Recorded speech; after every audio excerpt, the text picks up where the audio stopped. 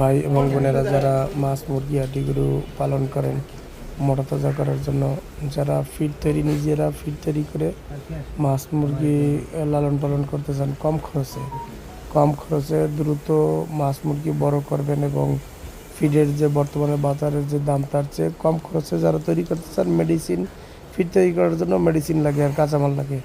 এই ফিড তৈরির মেডিসিনের যে সমস্ত মেডিসিন লাগে, র ম্যাটেরিয়াল লাগে, সেগুলো আমাদের কাছে আছে।